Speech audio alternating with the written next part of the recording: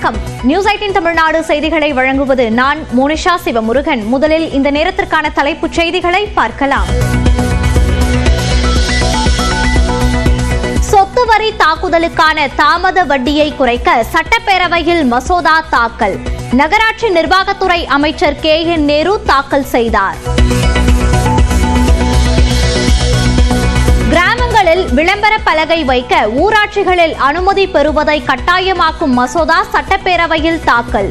மீறினால் ஓராண்டு சிறை தண்டனையும் 5000 ரூபாய் அபராதமும் விதிக்கப்படும் என அறிவிப்பு.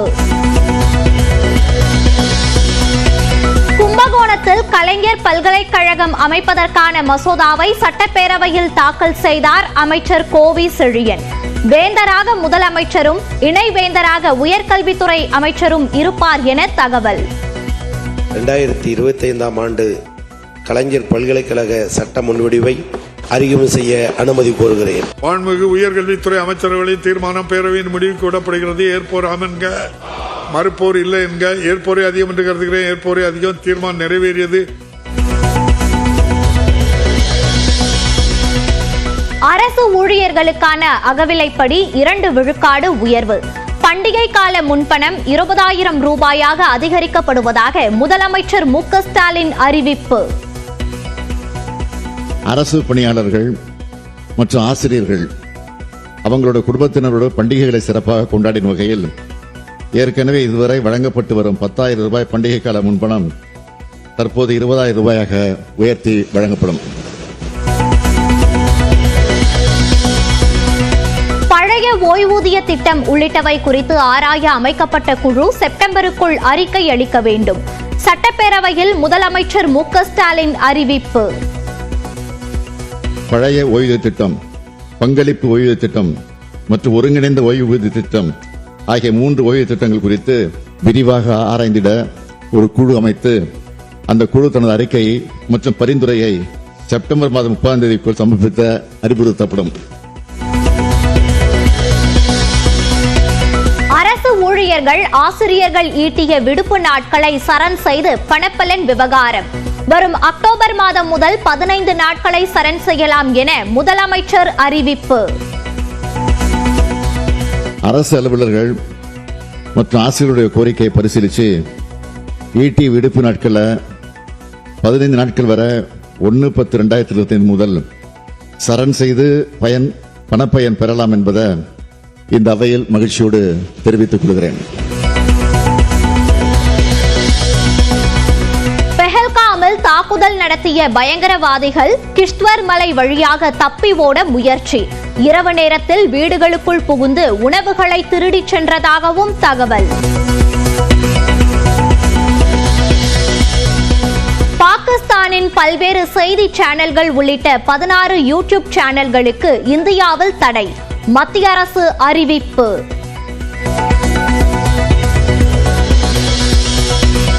கோசூர் அருகே கெளவரப்பள்ளி அணையிலிருந்து நச்சுநுரை பொங்க வெளியேறும் நீர்.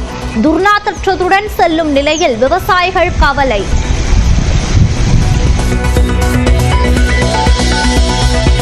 திமுக அரசை கண்டித்து மே 3 சென்னை தியாகராய நகரில் பொதுக்கூட்டம். அதிமுக பொதுச் செயலாளர் எடப்பாடி பழனிசாமி அறிவிப்பு. கடலூரில் 22 ஆண்டுகளுக்கு முன் நடந்த முருகேசன் கண்ணகி ஆணவ கொலை வழக்கு. கொலையாளிகள் 3 பேருக்கான ஆயுள் தண்டனையை உறுதி செய்தது உச்சநீதிமன்றம்.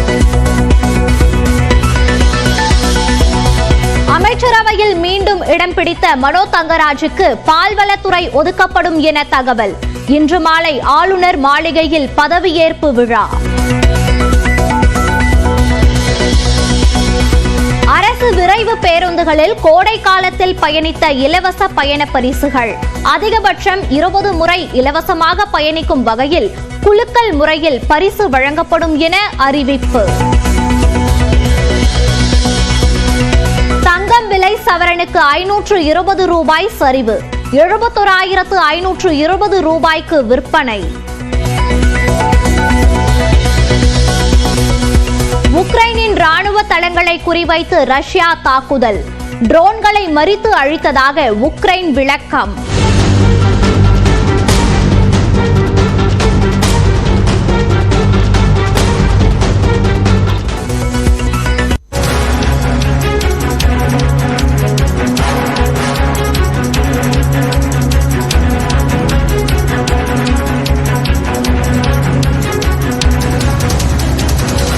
பாதுகாப்புக்கான நாடாளுமன்ற நிலைக்குழு கூட்டம் இன்று மாலை கூடுகிறது. தற்போது கிடைத்திருக்கும் முக்கிய செய்தியை பார்த்து வருகிறோம். பெஹல்காம் தாக்குதல் தொடர்பாக நாடாளுமன்ற நிலைக்குழு கூட்டம் இன்று மாலை கூடுகிறது. பெஹல்காம் தாக்குதல் தொடர்பாக ஆலோசிக்கப்பட இருக்கிறது. இன்று மாலை கூடுகிறது பாதுகாப்புக்கான நாடாளுமன்ற நிலைக்குழு கூட்டம். பெஹல்காம் தாக்குதல் தொடர்பாக நாடாளுமன்ற நிலைக்குழு கூட்டம் இன்று மாலை கூட இருக்கிறது. தற்போது கிடைத்திருக்கும் முக்கிய செய்தியை பார்த்து வருகிறோம்.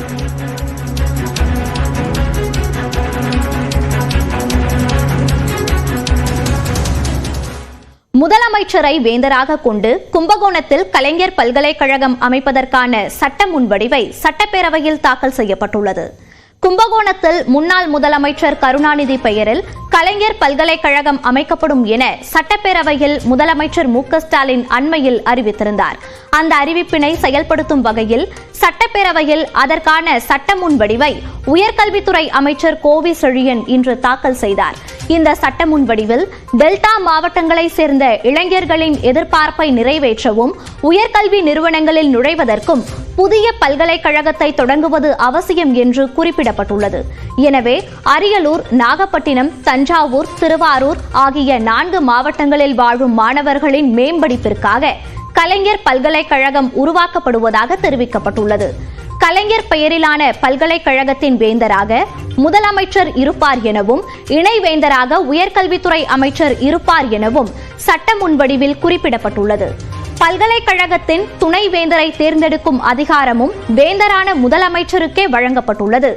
கும்பகோணம் அரசு மகளிர் கல்லூரி, தஞ்சாவூர் ராஜா சரபோஜி அரசு கல்லூரி, திருவாரூர் திருவிக்க அரசு கலைக்கல்லூரி, குடவாசல் புரட்சித் தலைவர் எம்ஜிஆர் அரசு கலை மற்றும் அறிவியல் கல்லூரி என மொத்தமாக 17 கல்லூரிகள் கலைஞர் பல்கலைக்கழகத்தின் கீழ் செயல்படும் எனவும் சட்ட முன்வடிவில் குறிப்பிடப்பட்டுள்ளது. அரசு ஊழியர்களுக்கான அகவிலைப்படி 2% உயர்த்தப்படுவதாக சட்டப்பேரவையில் முதலமைச்சர் மு.க.ஸ்டாலின் அறிவித்துள்ளார். நிறுத்தி வைக்கப்பட்டிருந்த ஈட்டிய விடுப்புக்கான பலப்பலன் இந்த ஆண்டே வழங்கப்படும் என்றும் தெரிவிக்கப்பட்டுள்ளது. சட்டப்பேரவையில் 110 விதியின் கீழ் பேசிய முதலமைச்சர் அரசு ஊழியர்களுக்கான 9 அறிவிப்புகளை வெளியிட்டார். அதன்படி அரசு ஊழியர்களுக்கு பண்டிகை கால முன்பணம் 10,000 ரூபாயிலிருந்து 20,000 ரூபாயாக உயர்த்தப்படுவதாக அறிவித்தார். அரசு ஊழியர்களின் குழந்தைகள் உயர்கல்வியில் தொழில்நுட்ப படிப்பை படிக்க 1 லட்சம் ரூபாயும், கலை அறிவியல் படிப்பை படிக்க 50,000 ரூபாயும் முன்பணம் வழங்கப்படும். அரசு ஊழியர்கள் மற்றும் ஆசிரியர்களுக்கு பணிக்காலத்தில் தேவை அடிப்படையில் திருமண முன்பண தொகை 5 லட்சம் ரூபாயாக உயர்த்தி வழங்கப்படும் என்றும் தெரிவித்தார். பொங்கல் போனஸ் 500 ரூபாயிலிருந்து 1000 ரூபாயாக உயர்த்தி வழங்கப்படும். ஓய்வூதியதாரர்களுக்கான பண்டிகை கால முன்பணம் 4,000 6,000 ரூபாயாக உயர்த்தி வழங்கப்படும். பெண் ஊழியர்களுக்கான மகப்பேறு விடுப்பு காலங்கள் பதவி உயர்வுக்கு கணக்கில் எடுத்துக் கொள்ளப்படும் என்றும் முதலமைச்சர் அறிவித்தார். அரசு அலுவலர்கள் மற்றும் ஆசிரியருடைய கோரிக்கையை பரிசீலித்து ஈட்டி விடுப்பு நாட்களில் 15 நாட்கள் வரை 1/10/2025 முதல் சரண் செய்து பணப்பயன் பெறலாம் என்பதை இந்த அவையில் மகிழ்ச்சியோடு தெரிவித்துக் கொள்கிறேன். இந்த அறிவிப்பின்படி சுமார் 8 லட்சம் அரசு அலுவலர்கள், ஆசிரியர்கள் பயன்பெறுவாங்க. இந்த அறிவிப்பினை செயல்படுத்திட ஆண்டு ஒன்றுக்கு 3,561 கோடி ரூபாய் கூடுதல் நிதியை அரசு ஒதுக்கிடும். 1/1/2025 முதல் 2 விழுக்காடு அகவலப்படியினை ஒன்றிய அரசு அலுவலர்களுக்கு உயர்த்தி வழங்கிட அறிவிக்கப்பட்டதன் அடிப்படையில் மாநில அரசு பணியாளர்களுக்கும் 1/1/2025 முதல் அகவலப்படி 2 விழுக்காடு உயர்த்தி வழங்கப்படும் என்பதை மகிழ்ச்சியோடு தெரிவித்துக் கொள்கிறேன். ஓய்வூதிய திட்டம் குறித்து ஆராய்வதற்காக அமைக்கப்பட்ட குழு வரும் செப்டம்பர் மாதம் அறிக்கை அளிக்கும் என்றும் முதலமைச்சர் தெரிவித்தார். அண்மையில் பழைய ஓய்வூதிய திட்டம், பங்களிப்பு ஓய்வூதிய திட்டம் மற்றும் ஒருங்கிணைந்த ஓய்வூதிய திட்டம் ஆகிய 3 ஓய்வூதிய திட்டங்கள் குறித்து விரிவாக ஆராய்ந்திட ஒரு குழு அமைத்து அந்த குழு தனது அறிக்கையை மற்றும் பரிந்துரையை 9 மாதங்களுக்கு சமர்ப்பிக்க ஆணையிடப்பட்டுள்ளது. பல்வேறு அரசு அலுவலர் மற்றும் ஆசிரியர் சங்கங்களின் கோரிக்கையின் அடிப்படையில் இந்த குழு தனது அறிக்கையை மற்றும் பரிந்துரையை செப்டம்பர் மாதம் 30ஆம் தேதிக்குள் சமர்ப்பிக்க அறிவுறுத்தப்படும்.